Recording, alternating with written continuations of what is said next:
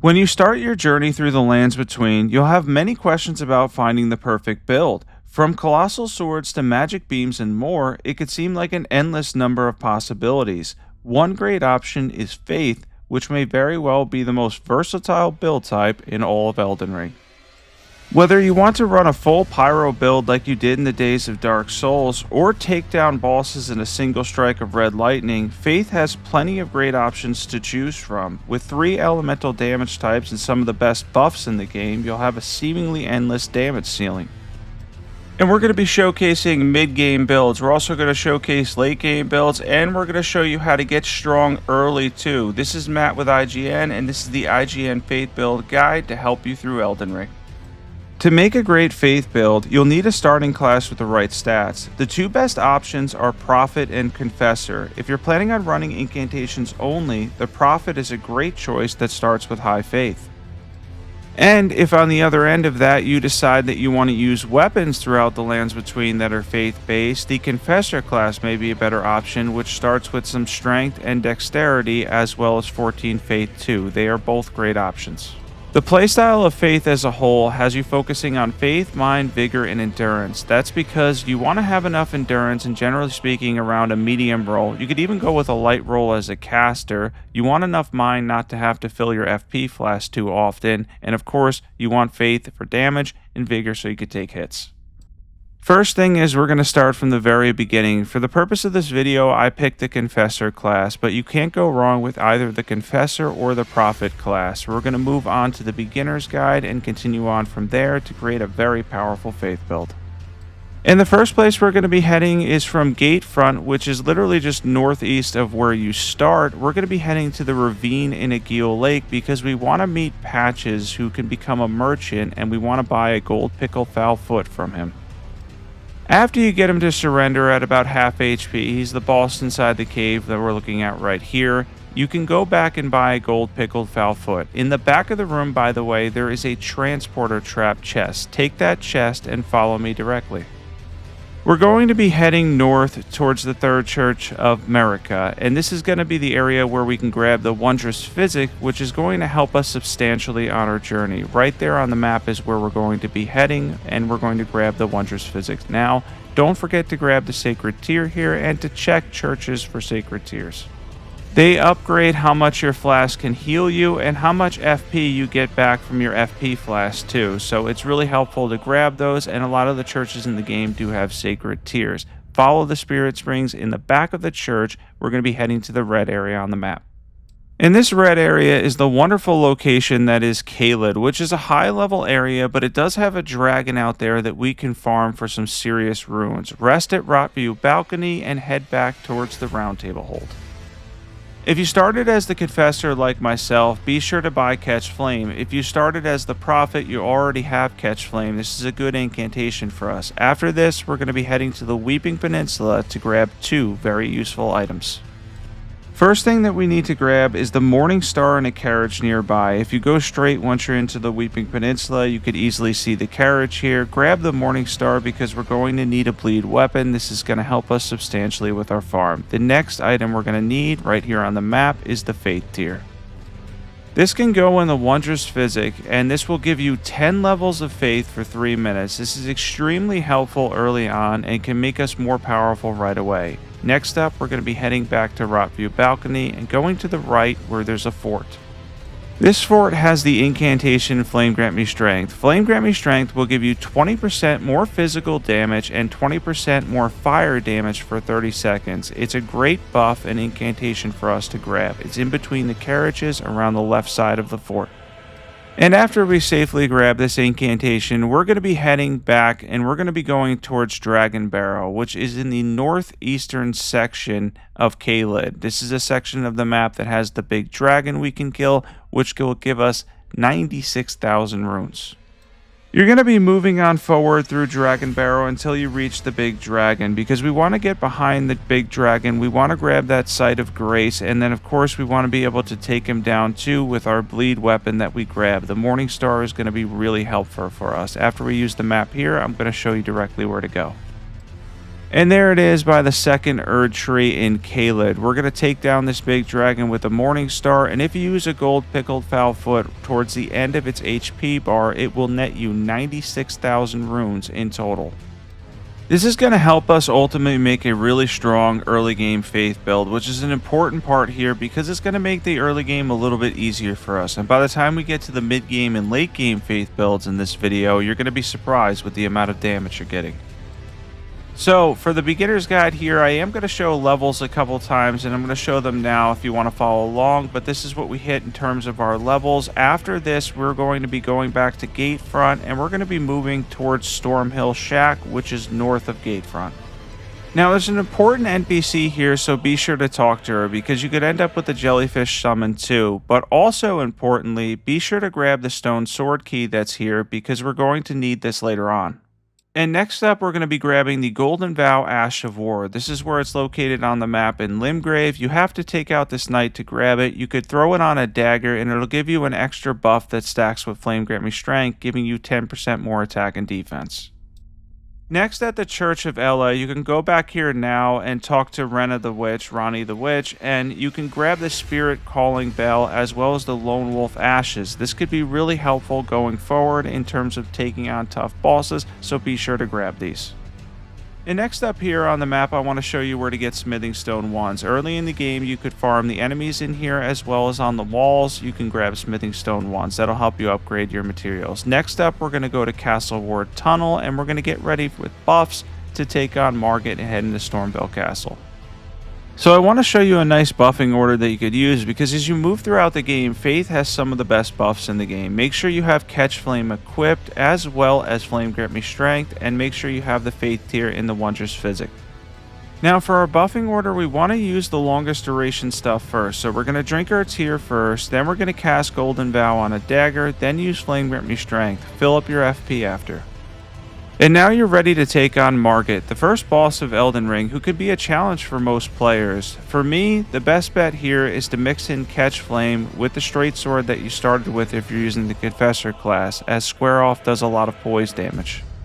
By the way, you can also get Margit's Shackle, which is an item that could stun the boss twice in the first phase from patches in Murkwater Cave. It's helpful.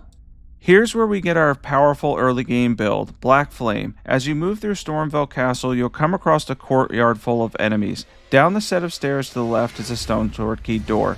Be careful of the rats in the area. Behind this door is the best early game seal available in the Godslayer seal. You'll also be able to net yourself the book for Black Flame, where you'll be able to get the simple Black Flame Fireball, which is actually one of the best incantations in the game because it does a good amount of fire damage as well as percentage damage too. Between the 10% damage boost to Godslayer incantations that the seal offers and the fact that it's a very good scaling seal at lower levels, this makes it for a perfect early game Faith build, and we're going to get stronger from here.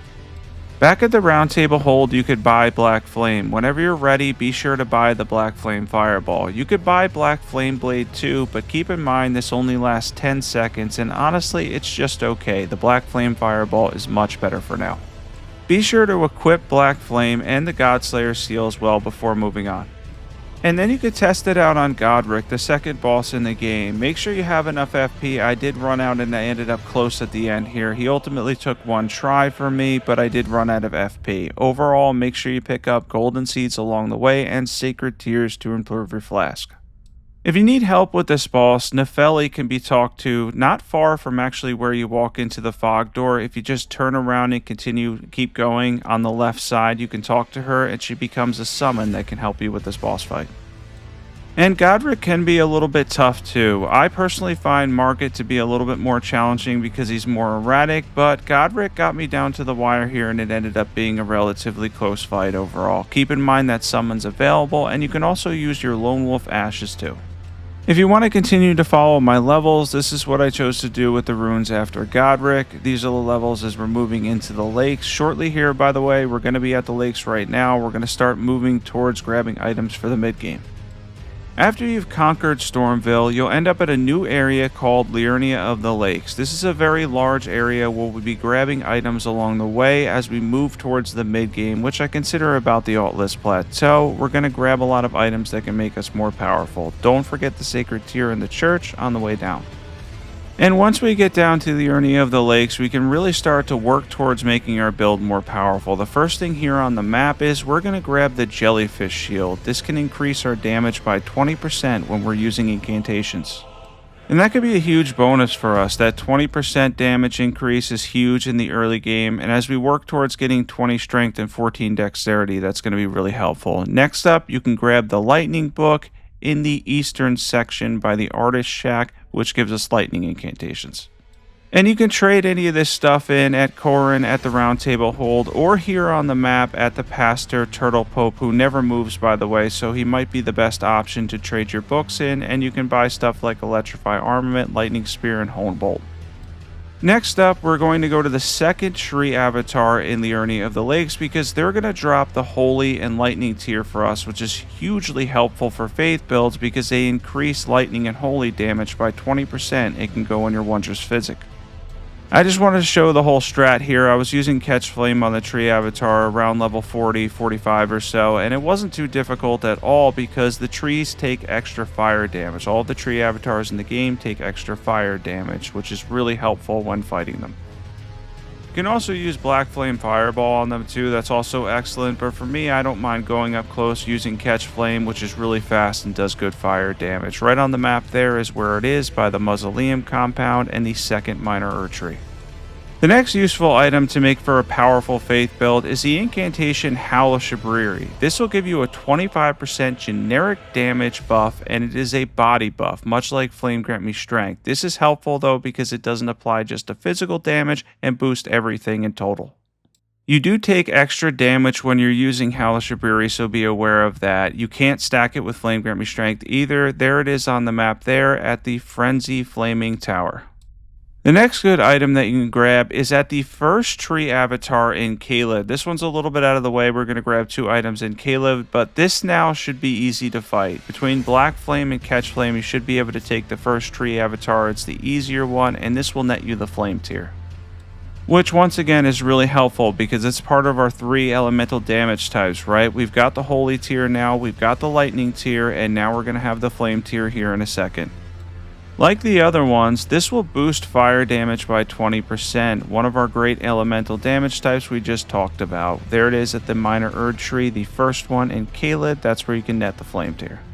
And this is more of a when you're ready type of situation because Anastasia is actually relatively difficult at this point in the game. You can beat her though, and there's a Site of Grace right there. At the Smoldering Church, she drops the Sacred Scorpion Charm. Now, before you leave Liurnia of the Lakes, I just want to remind you not to forget to get the first bell bearing so you can upgrade any of your seals that you get along the way, any of the smithing stone seals to +6. This is important to grab, and by the way, you can also use Square Off in just 2 uses to break the Crystalians. After you break them, by the way, you could use whatever you want. You can use Catch Flame, Black Flame, whatever you want to throw in there because they're going to take a substantial amount of damage from there. This is an individual one. There's some of these later in the game that you have to fight 2 or 3. For this one, it's not too bad. Just have to defeat this one to get the bell bearing. As you can see, I eventually switched to Black Flame because it ended up doing a lot of damage to them. Now, we're going to show on the map here where to grab this. This is important to grab this. Do not forget this item before you leave the lakes, as you'll need it to upgrade some of your seals. These are my levels at level 40 for those that are curious. 20 Vigor, 27 Faith is important here, so be sure to level up along the way. If you want more runes as you continue, you can grab the Golden Scarab, which gives you 10% more runes on all of your bosses and enemies at the Abandoned Cave in Caelid. And lastly, when you're ready, take on the Rhea Lucaria dungeon. It's a second dungeon in the game, and honestly, Renala is not that difficult of a boss. If you use Square Off, you can break her very frequently, and you can also use Black Flame from a distance for solid damage and to take her down quickly.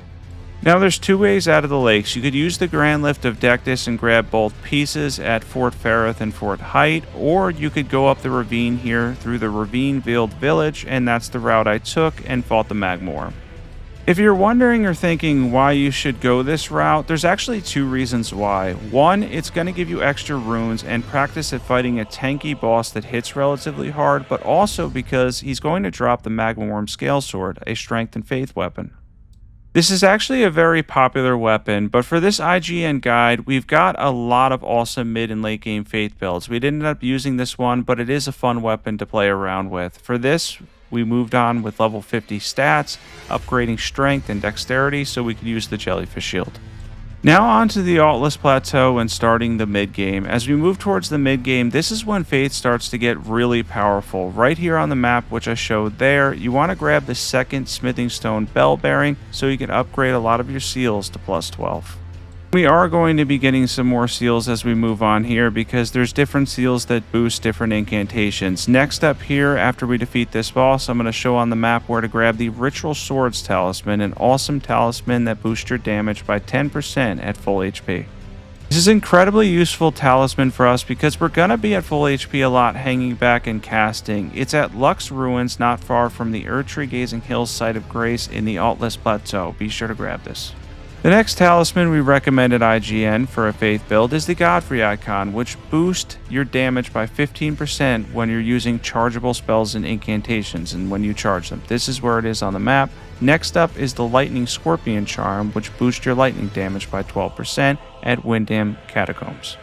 When you move up to Mount Gelmir, you can get the Fire Scorpion charm, which will increase fire damage by 12%. There it is on the map there. It's at the top of this fort. You have to jump over the side here and grab it near this ghost, and it is very helpful for fire builds. Next up is the Golden Vow incantation. I'll show it on the map again real quick. This is where you grab it, and by the way, Anastasia will invade you a second time here. Next up, we recommend defeating Radahn at Redmane Castle. Speaking of which, there is a portal in the fort to the right of Rotview Balcony. That same fort has a portal to get there. You can use the summons easily and gain a lot of runes. Next up here on the map at Mount Gelmir, you can grab the Erdtree seal. This is a seal that's weightless and is very good at high faith. At lower levels, we do have some better options, but we recommend grabbing this one too. Another recommendation we have for right now before we head into the mid-game builds is to take on the second tree avatar in Caelid because he can give you a defensive tier that's quite good, but he also, more importantly, can give you over 100,000 runes with the Golden Scarab. This could be incredibly helpful for your build as we move forward. Next up, to get the Blasphemous Blade, you will have to take on Rykard at Volcano Manor. Lucky for you, it's relatively a gimmick boss fight overall, and grabbing the Serpent Hunter, especially if you have the Mimic summon, can make it very easy. The Blasphemous Blade is hands down possibly the best weapon in the entire game, and you can get this at Volcano Manor working through the dungeon. Be sure to hand this in to Eni at the Round Table Hold, as you're going to want to grab the Blasphemous Blade as soon as possible. It is an amazing weapon. Next thing we recommend getting, although this boss can be a little bit tough if you're using Black Flame, decently fire resistant, is Scouring Black Flame, which can add on to your Black Flame build, and you can also grab Black Flame Tornado on the Godskin Peeler. And now it's time for our mid-game showcase, where we're going to show off different builds, 4 different builds. We're going to show the stats, equipment, everything that you need to know for these ones too, and what we recommend here at IGN. For a mid-game Black Flame build, the best possible setup is to use Scouring Black Flame up close or for larger targets, and then when you back off, use the simple Black Flame Fireball in combination with the Jellyfish Shield for a lot of damage. Yeah, for the mid-game, this is a solid one. Between the percentage damage and the fire damage, you'll be taking down bosses pretty easily using a setup like this one. We're going to go over equipment, stats, everything you need to know for a mid-game Black Flame build. And for our mid-game Black Flame build, we have the Broadsword, we have the Godslayer Seer plus 12, we have the Jellyfish Shield, same set of armor on, Ritual Swords Talisman, Fire Scorpion Charm, Godfrey Icon, Flame Tier, and Faith Tier.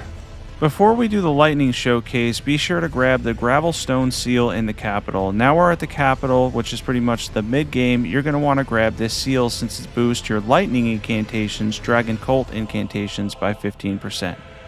And this is exactly how you get to it. From the West Capital Rampart site of Grace, you're going to continue moving forward, and then you're going to go over the side, the left side facing the gargoyle, and once you get down there, there is a knight. The knight that's on the ground will drop the Gravelstone seal.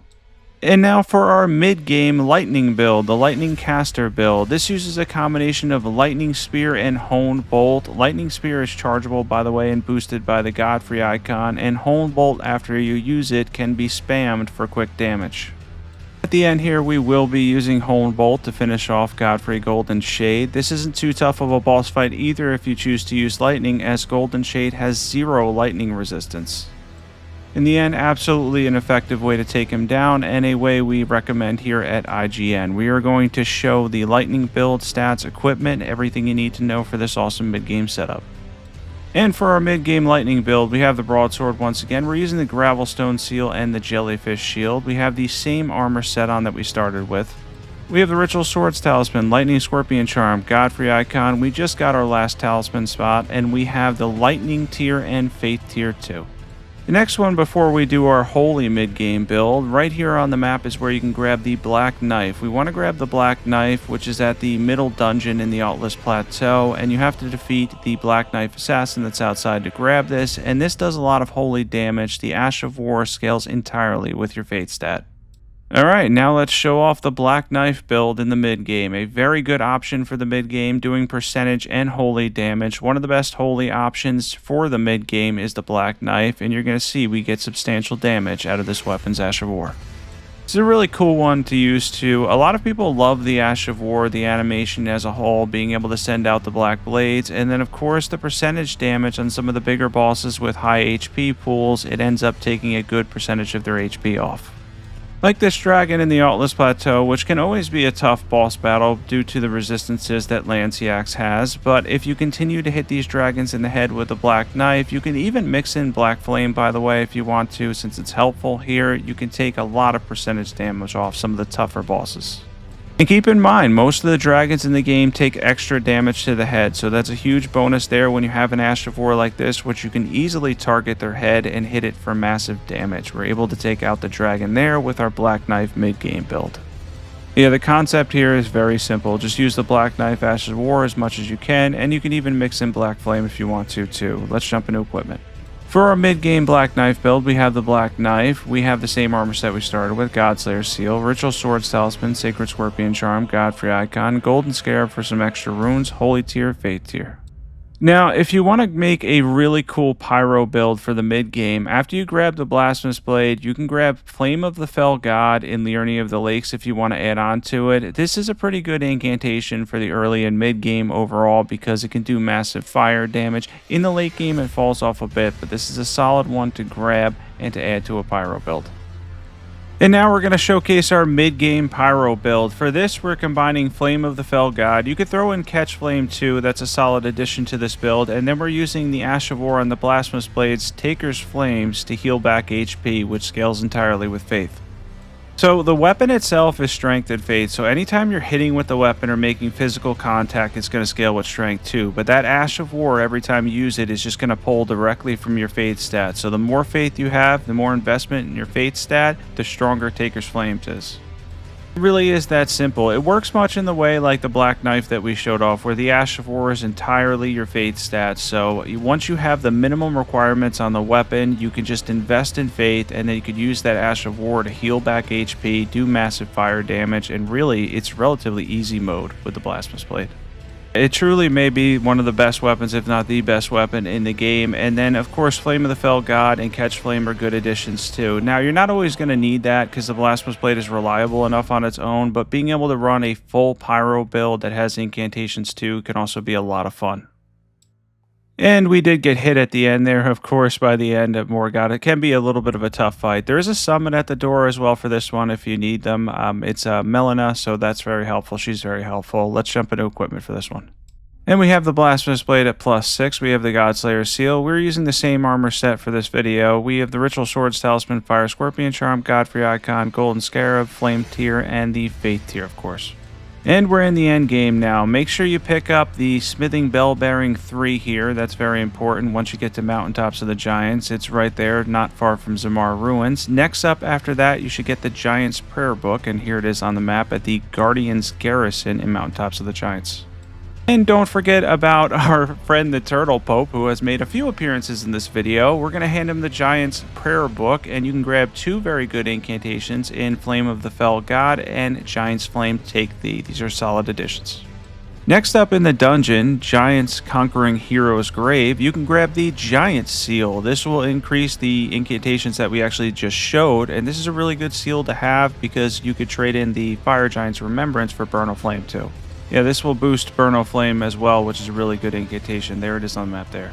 And after you take down the Fire Giant, our recommendation at IGN is to use it for Burn o' Flame, his Remembrance. Don't forget you can duplicate it and get the other one, which is a whip, but the Burn o' Flame incantation's much better. Next up is the book for Ancient Dragon Lightning Strike. It's in the middle of the room I was just in. I picked it up at the very beginning, and that's going to give us Ancient Dragon Lightning Strike, which is a phenomenal lightning incantation. There it is on the map there at Tempest facing Balcony. Alright, and I think this might be the last time we show the Turtle Pope, but you're going to need 10,000 runes for this one because it's a little bit on the expensive side runes-wise, but it is well worth it. This is probably the best lightning incantation in the game. Make sure you grab this one as a faith build. It's very powerful. Lastly is the Phlox Canvas Talisman. You're going to get this at the end of Melissen's questline. The questline for that, as well as the Shard of Alexander, is in the description below. IGN has very good guides for that. After you destroy Gowry, after Melissen has died, you can grab the Phlox Canvas Talisman, which increases incantations. And now, starting our endgame builds. I couldn't be more excited for this one. This is going to be great. First things first, we have the Ancient Dragon Lightning Strike build, which is incredible for big targets and does massive lightning damage. Yeah, this one involves the Jellyfish Shield and, of course, the Gravelstone Seal for that 15% boost to Ancient Dragon Lightning Strike. By the way, all these are Rune level 125 builds where we're going to be showing off stats, equipment, everything that you need to know to turn these into powerful endgame faith builds. Yeah, when faith truly shines is at the end of the game, no question. It becomes so powerful, and you have everything in your arsenal to make these great builds. Let's jump into equipment. We have the Gravelstone Seal and the Jellyfish Shield. We have the Confessor Armor on again, Ritual Swords Talisman, Lightning Scorpion Charm, Godfrey Icon, Phlox Canvas Talisman, Lightning Tier, Faith Tier, and we're buffing with Golden Vow and Halashabriri. And now to our endgame Black Flame build. Now there's a couple different things you could do with this one. If you want to use Black Flame Tornado, it scales entirely with your faith stat. Black Flame, Ritual, and Scouring Black Flame are better for large targets, but for me, I stuck with a simple Black Flame Fireball. If you're wondering why the chosen build for this one is so simple, built around the Black Flame Fireball, it's because the buffs in the endgame and the setup we have and the distance you could use the Black Flame Fireball from makes it a very, very easy build to use and to do massive damage to the majority of bosses. And it's actually a reasonable amount of FP to use it each time too. And unlike Black Flame Tornado, you don't have to worry about the lack of hyper armor or anything because you're going to be from a distance most of the time. We took on Godfrey and Horolu here in one attempt, and it was really easy with the Black Flame Fireball.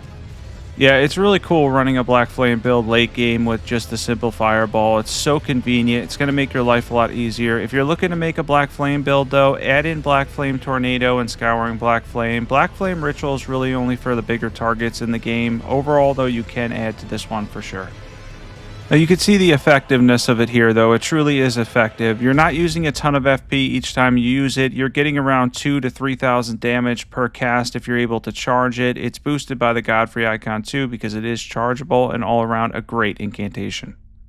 Yeah, one that can carry you through the end game too. You can see here against Horolu, it is really convenient being able to just use that Black Flame Fireball really quickly, and we're able to get in a nice dodge there towards the end and continue to get the percentage damage that Black Flame offers too.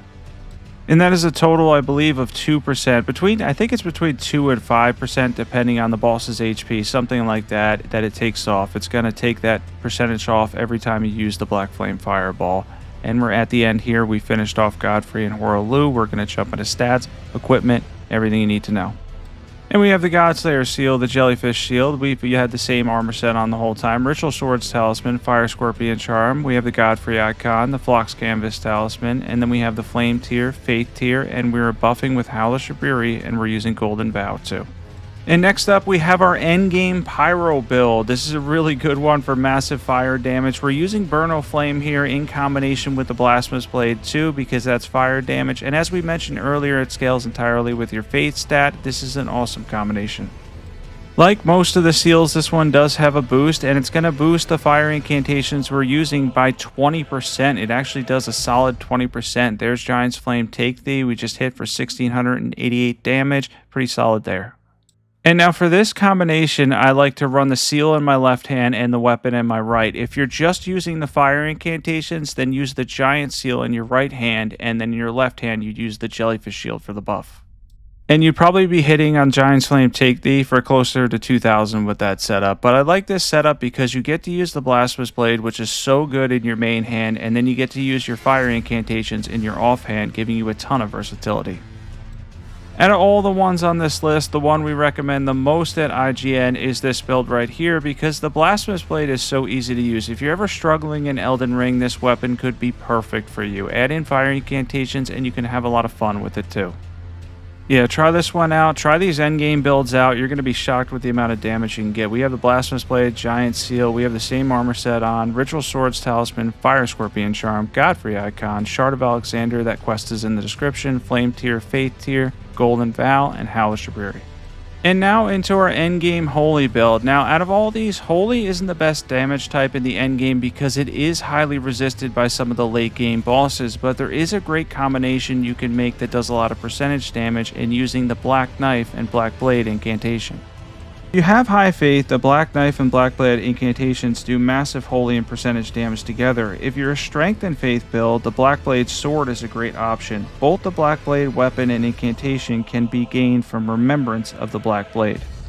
Don't forget you can duplicate remembrances at the bell towers when you bring them down, and you can end up getting both weapons. So in this case, you can grab the incantation and then you can grab the weapon and try it out later too, because the weapon's a lot of fun to use as well. But if you're going for high faith, the Black Blade incantation's the better option. It actually has a move set, by the way, where you could use it twice in a row too. And if you have two seals, one in one hand, one in the offhand, one in your main, one in your offhand, you can actually do a different move set too with it, which is pretty cool. So it's pretty awesome all around, and it does combine well with the Black Knife. Yeah, I end up running out of FP here, but in a second we're going to show you what it can do. It can actually hit twice, which is really cool. You get the first one, and then you get the second one, and you get some cool flips in between too. We're going to jump into equipment stats. We have the Black Knife +9, we have the Godslayer Seal, same armor set in the Confessor set, Ritual Swords Talisman, Sacred Scorpion Charm, Shard of Alexander, Phlox Canvas Talisman, Holy Tier, Faith Tier. We're buffing with Hellish Liurnia and Golden Vow. Something we want to mention real quick at IGN, when you're playing Elden Ring, which is an amazing game, and it can be a massive game and intimidating at times, be sure to have fun in between, do what you enjoy best, and whatever builds you like using, go with that. Use whatever you like using, you enjoy using, and keep the game fun.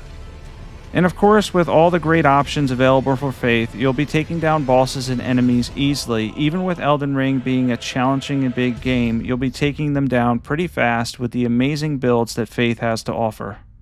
That's it for our IGN guide on how to make a powerful and versatile Faith build. Be sure to check out our other guides, including our recent video on the best greatswords. There's also quests linked in the description and many guides on how to safely get through the lands between here at IGN. Be sure to subscribe and hit the bell to get notified on all the latest IGN news.